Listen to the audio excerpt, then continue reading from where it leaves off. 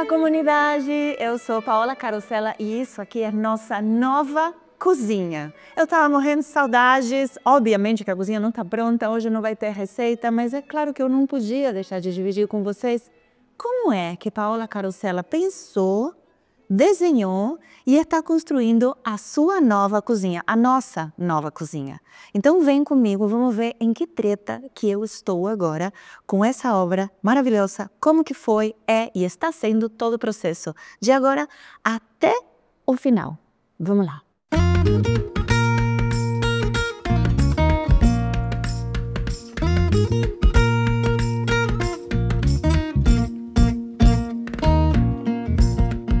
Então, não sei se vocês acompanharam, mas no início do ano eu vendi a minha casa, eu quis mudar de vida por vários motivos, que não vem agora, mas eu posso contar depois. E, enfim, vendi a minha casa, que era a nossa cozinha, que era essa cozinha que vocês conheceram, a cozinha que tá em todos os vídeos aqui do Nossa Cozinha. E vendeu muito rápido, e eu precisei muito rápido também encontrar um lugar para morar com a minha família. E visitei muitos apartamentos, mais ou menos uns 20, e aí, num feriado, num dia feriado, um sábado de feriado, eu vim visitar esse aqui e eu me encantei. Me encantei por alguns motivos. Primeiro, a luminosidade. A cozinha, ela é espaçosa. Ela já estava montada, na verdade. Isso é algo engraçado, porque eu comprei um apartamento que estava pronto para depois quebrar tudo e fazer de novo. Não recomendo.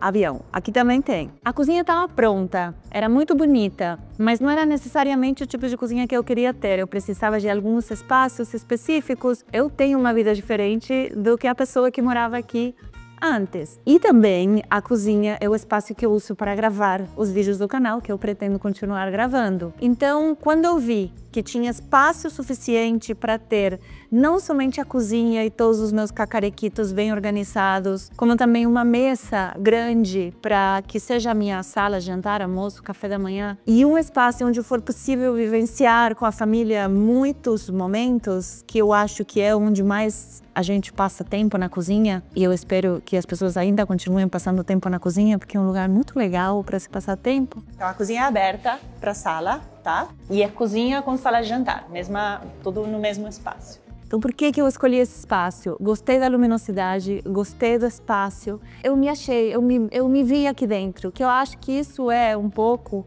um motivo meio místico, assim, de por que a gente escolhe o lugar, né? Você pode falar alguns motivos, mas às vezes você sente que vai dar certo e vai. E aí eu senti que ia dar certo e fui. E aqui estamos, vários meses depois, era para ser uma coisa rápida, mas não vai ser tão rápida assim.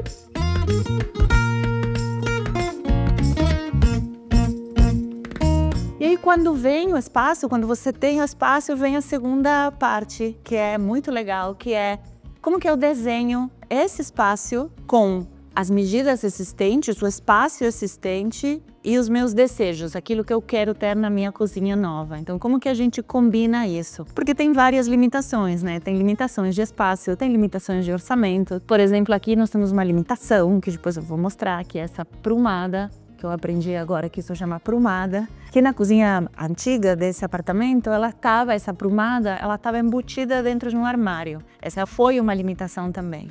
Mas limitação não quer dizer que você não pode, limitação quer dizer que você precisa ir em volta, dar um jeito, percorrer, entender o que é viável. Então, o segundo passo, depois de encontrar o apartamento, foi pegar essa planta, ver o que era possível fazer e dentro dos meus desejos, do que eu queria muito fazer, como desenhar essa cozinha. E eu acho que é o que a gente vai ver agora, né? Os grandes volumes, vamos dizer. Aquele triângulo, né, importante na cozinha, que é fogão, geladeira e a cuba para lavar. É bom porque fica mais organizado. Muito cheio, não é uma panela de apoio. Desenhar uma cozinha, ou pelo menos para mim, desenhar uma cozinha traz os desafios de que, obviamente, queremos que ela fique bonita, sobretudo para quem passa muito tempo na cozinha, sobretudo se o ambiente da cozinha é um ambiente familiar onde você quer conviver, você quer convivência. Então, para mim, a estética da cozinha era e é muito importante, mas tem algo que é tão importante quanto, ou mais importante ainda, que é a funcionalidade. A cozinha é uma ferramenta, é um espaço que deve funcionar. Uma cozinha que não funciona atrapalha muito o cotidiano e faz a vida ser mais complicada, porque é algo que deveria fluir facilmente, que é você usar esse espaço, preparar as refeições. Até que você não cozinha muito, mas fazer o café, preparar um suco, fazer um café da manhã, fazer alguma coisa na cozinha deve ser simples. Então a gente pensa muito na funcionalidade aliada à beleza. Quando a gente pensa em funcionalidade de uma cozinha, eu acho que tem alguns assuntos que são bem importantes. O primeiro é onde vão os equipamentos que você mais usa. O fogão, a geladeira e a pia ou a cuba, ou o espaço para lavar e higienizar a louça e ter água para cozinhar. Vocês vão ver, se vocês procuram, que isso se chama triângulo, um triângulo mágico, ou um triângulo que acontece muito na cozinha, que se busca que funcione nessa cozinha, que a gente tenta colocar as coisas em triângulo e não alinhadas, porque está demonstrado que dessa maneira funciona muito melhor. E aí fica suja. A minha escolha aqui, a nossa escolha aqui, quando eu falo nossa, é porque é um trabalho feito comigo junto com os arquitetos e as arquitetas que me ajudaram e que estão trabalhando nessa reforma. A primeira foi onde vai o fogão. Então o fogão vai na ilha. E como aqui a gente grava o programa também, o fogão está de frente para que tenha fundo para a câmera poder gravar o que está acontecendo. De trás de mim vai ter a cuba com o ponto de água que eu vou usar para cozinhar, para lavar, para preparar. E a outra ponta do triângulo é a geladeira. Então, eu abro a geladeira, eu pego os ingredientes que eu quero cozinhar, eu cozinho, eu viro, eu coloco a louça suja, ou eu abro a geladeira, eu lavo os ingredientes que eu quero cozinhar, eu giro, eu faço um pré-preparo e eu cozinho. Então, situamos as três coisas mais importantes.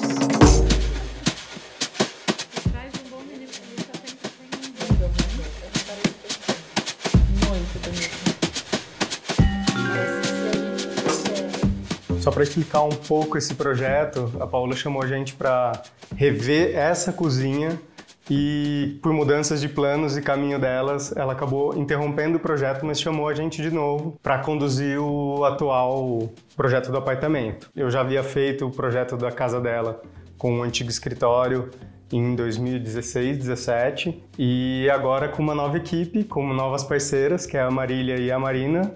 A gente começou, na verdade, para fazer um estudo para remodelar a distribuição das coisas nessa cozinha onde a gente está agora. E a gente fez uma primeira apresentação para ela de conceito, uma primeira entrega para ela ver as possibilidades de reorganização do espaço. Aí ela falou, vou pensar sobre. No dia seguinte, ela liga e fala, eu decidi. A gente, ótimo, Paula, o que você decidiu? Eu decidi que eu vou mudar de casa. E aí começou uma nova jornada e agora a gente tá pensando do zero, uma nova cozinha em um novo lugar. Porque esse é outro ponto importante, que é a distância entre as áreas, né?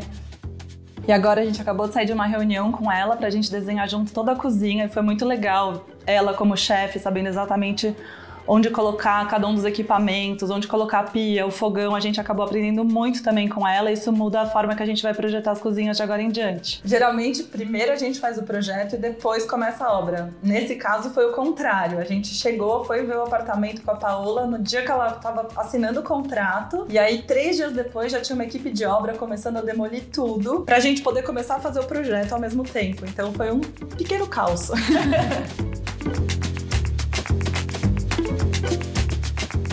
Bom, então vou apresentar um pouquinho de como a gente distribuiu os equipamentos da Paola dentro da cozinha. Provavelmente ela já deve ter falado em vários vídeos sobre o triângulo que organiza a cozinha, porque a gente precisa, entre esses espaços, o espaço lateral desse triângulo, onde serve de apoio para a gente colocar os itens. Então a gente começa justamente geladeira, a gente tem um espaço, um triângulo até o fogão, e o outro até a pia. E esses espaços que sobram nas laterais são os apoios para a gente poder trabalhar. E a gente mantém um mínimo de intervenção na bancada possível entre esses pontos principais.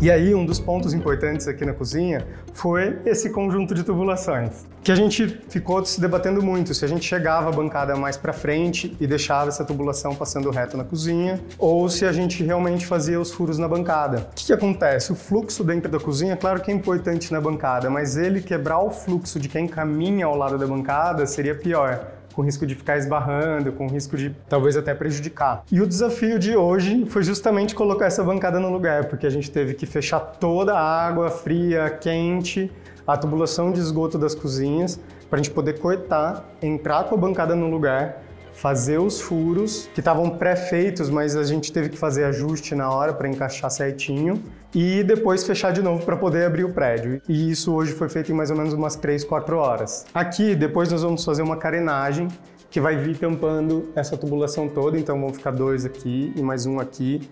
Vem ainda um isolamento acústico para não ter o barulho dentro da cozinha.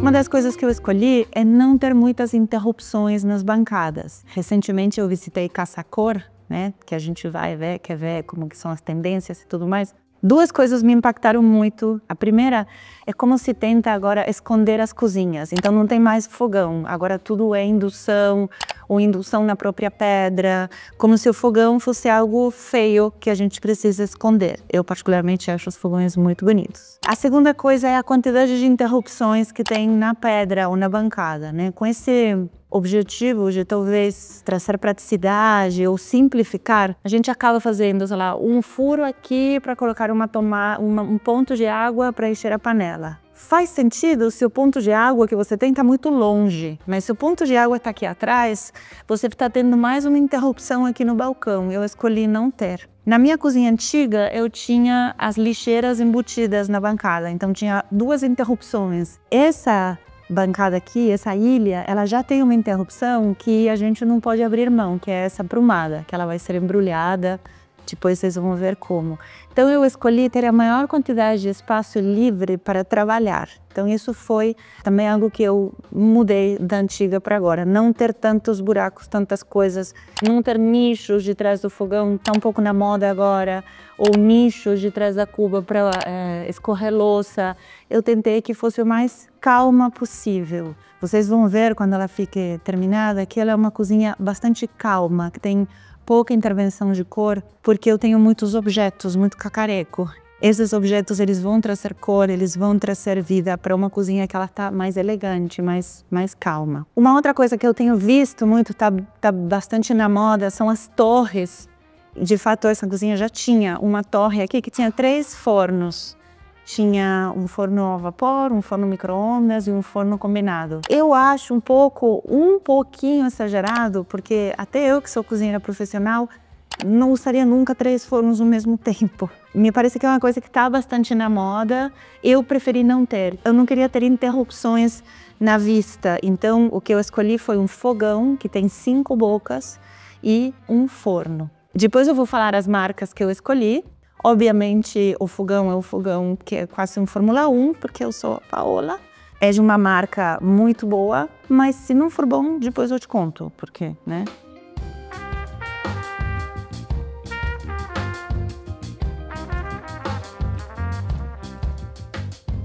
Mas esse vídeo, ele é possível graças a Varilux. Varilux é a marca número 1 em lentes multifocais. Pioneira em desenvolver a primeira lente multifocal do mundo.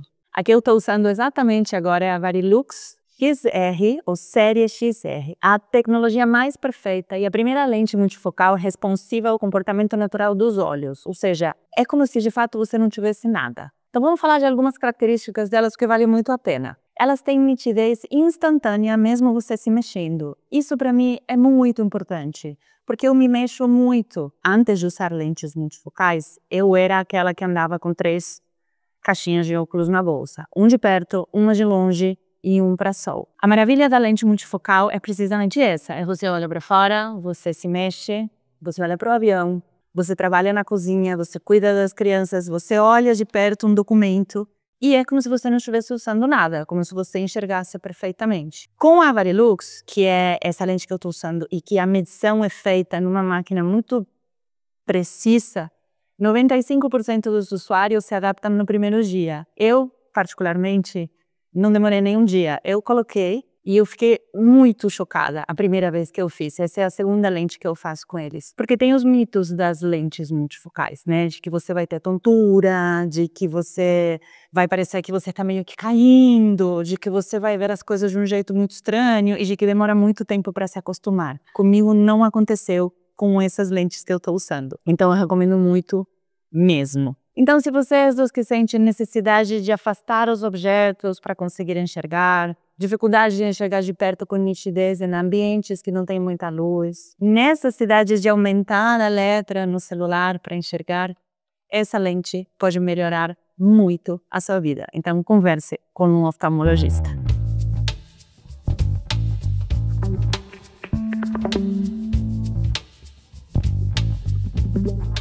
A minha cozinha anterior tinha uma bancada de madeira. A gente quis, nesse momento, que ela fosse de madeira e depois de uns 5, 6 anos de usar uma bancada de madeira, eu quis mudar. Queria algo que fosse muito mais simples de limpar, que não precisasse passar óleo o tempo todo. Madeira e água não se dão muito bem. Então, se bem é muito, muito bonito, precisava de uns cuidados assim e eu tô numa fase de querer que a vida seja um pouco mais simples. E aí buscamos pedras e encontramos essa. A única coisa que eu tinha em mente era, além de eu poder pagar a pedra, porque algumas são caríssimas, era que fosse uma pedra brasileira. Ela chama Perla Santana e é do sertão do Ceará. E é um quartzito, não é das pedras mais caras. E aí tem toda uma história, né? Porque uma coisa que eu aprendi, quando você compra pedras naturais, sobretudo, é muito legal que alguém vai até o fornecedor de pedra, porque pedra é natural, né? Então você quer ver qual é o desenho que essa pedra tem. E depois, na configuração da bancada, quando se montem essas pedras, como que um veio da pedra conversa com o outro? Que, por exemplo, um problema que aconteceu aqui, que era para um conversar com o outro, eles conversaram, não se conversaram. Deu muito errado? Não. Eu acho que se eu não falo para ninguém, ninguém vai perceber, mas a gente vai mostrar. Então, as minhas ilhas, tanto essa quanto aqui de trás, são de pedra. Eu escolhi não ter mais madeira. A escolha da pedra, como a gente ia fazer uma intervenção mínima no apartamento, o piso, a gente estabeleceu que o piso da cozinha ia ser mantido. Então, ele é um travertino que tem umas marcas muito fortes já de um tom de marrom. E a gente optou por escolher uma pedra que fizesse a transição entre esse piso e a marcenaria, que é um tom de marrom bem escuro, uma madeira bem escura. E a gente trouxe então uma pedra sem muitos veios marcados, ela é mais uma pedra que a gente diz um pouco manchada, assim, com veios bem sutis, e tem esse tom marrom um pouco mais esbranquiçado que faz essa transição entre o marrom do piso e o marrom da marcenaria. A gente teve um processo que foi um pouco tenso, porque a gente tinha o prazo para entregar aqui. A gente tinha quase fechado com uma marmoraria que trouxe uma pedra da Bahia para a gente ver e tal. E quando a gente chegou lá era absurdamente amarela, completamente diferente da foto que a gente tinha visto. E não ia casar aqui. E a gente teve 2 dias para conseguir chegar na pedra. A Paola, acho que estava em gravação, não conseguiria aferir a escolha. Então foi puramente dos arquitetos isso. Nós juntamos a equipe, eu, Marília e Marina, e a gente foi até a distribuidora de pedras para escolher essa pedra. A gente olhou várias pedras, eles sobem no guindaste, coloca no sol, tira do sol. A gente veio até que a gente escolheu essa, mandou e a Paola aprovou. A bancada hoje, ela está num momento ainda que ela não está fixada, ela está pré-montada, ela está estruturada sobre cavaletes aqui embaixo, porque eles precisam primeiro posicionar tudo. Agora eles vão movimentar todas elas e vir colando com massa plástica cada uma dessas peças. Eles vão levantar uma a uma e vem juntando de novo. Então aqui é para não correr risco delas soltarem ou trincar as quinas que são todas 45 graus aqui. Tem um detalhe da bancada toda, a volta dela e as frentes aqui, que como o piso nunca é 100% nivelado, a gente pensou um dente embaixo dela que é de 5 milímetros por 5. E isso faz com que ali a gente tenha uma margem para ajustar, lixar e tal, para que ela encaixe e a gente não veja algum buraco sobre a bancada. Esse dente, ele meio que disfarça o desnível existente. Essa bancada, provavelmente, semana que vem, entre terça e quarta-feira, ela está finalizada. E aí entra a bancada de trás, a lateral, que vão entrar junto com a marcenaria, porque as bancadas laterais nós não vamos trabalhar com grapa, ela vai apoiar na marcenaria. Então isso vai acontecer bem junto durante a semana que vem. Era um armário para ajudar.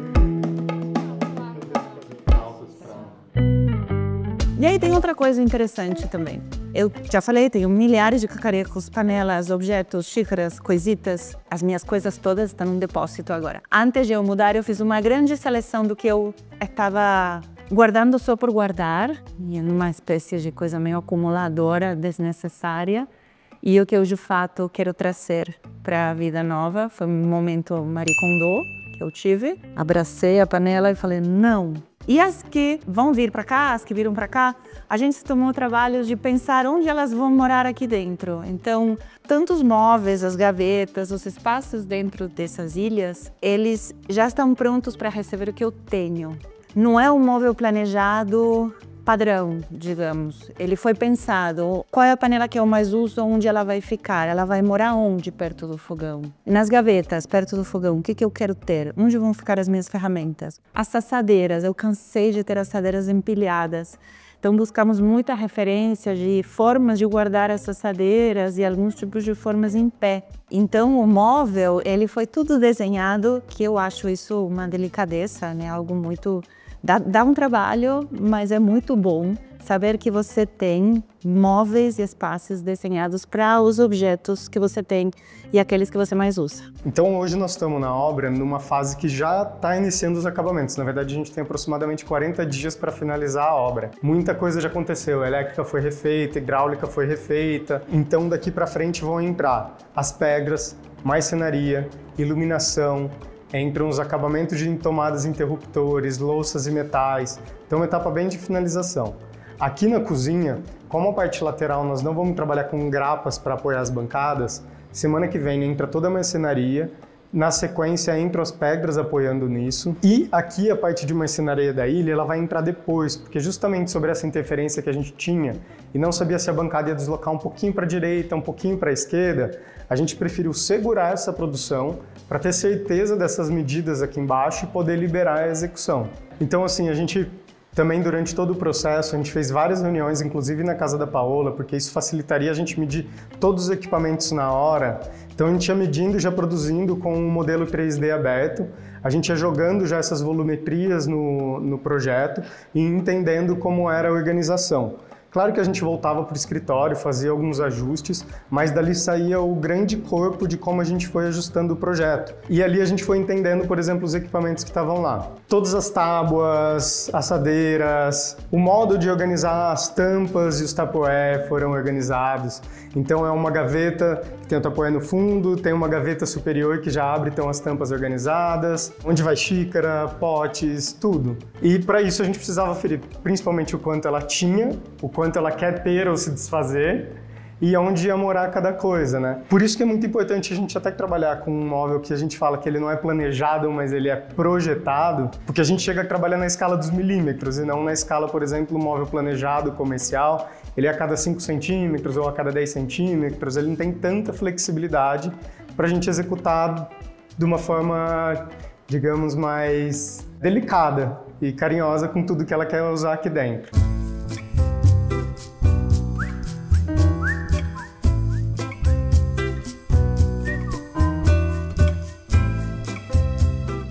E essa é a cozinha como está hoje, dia 22 de agosto de 2025. Nos próximos dias, nas próximas semanas, vai chegar a marcenaria e vai ser instalada a marcenaria, vai ser instalada a pedra aqui atrás, a cuba, o fogão, a geladeira, iluminação, objetos, e você vai poder acompanhar tudo aqui. Quando que o novo vídeo vai sair, a gente não sabe, o mistério, porque depende muito do que está acontecendo aqui na obra. Mas logo mais tem a parte 2, então fica aí.